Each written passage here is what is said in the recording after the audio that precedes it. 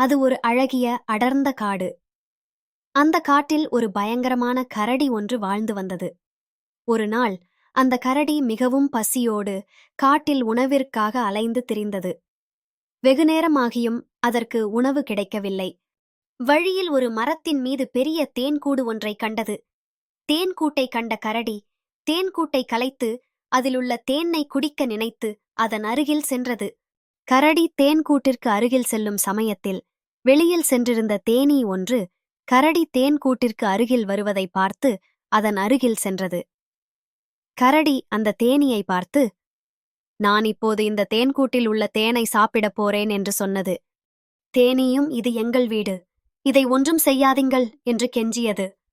கரடியோ தேனீயை பார்த்து, நீயோ அளவில் சிறியவன், நான் உன்னைவிட பல மடங்கு பெரியவன், உன்னால என்னை ஒன்றும் செய்ய முடியாது என்று கூறியது. நிலைமையை உணர்ந்த தேனீ, கரடியிடம் எனக்கு ஒரு நிமிடம் அவகாசம் கொடு, நான் என்னுடைய பொருட்களை தேன்கூட்டிலிருந்து எடுத்து சென்று விடுகிறேன் என்று கரடியிடம் கூறியது. கரடியும் இதற்கு ஒத்துக்கொண்டது. தேன்கூட்டிற்கு சென்ற அந்த ஒற்றை தேனீ தேனீக்கூட்டிலிருந்த எல்லா தேனீக்களிடம் நடந்த சம்பவத்தை கூறியது. எல்லா தேனீக்களும் உடனே கூட்டிலிருந்து வெளியே வந்தன. கூட்டிலிருந்து வெளியே வந்த எல்லா தேனீக்களும் உடனே கரடியை கொட்டத் தொடங்கின.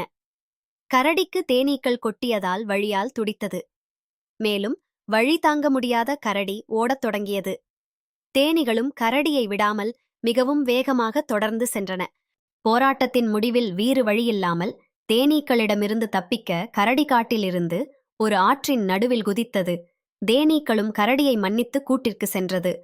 உருவத்தை வைத்து யாரையும் அலட்சியமாக எண்ணக்கூடாது.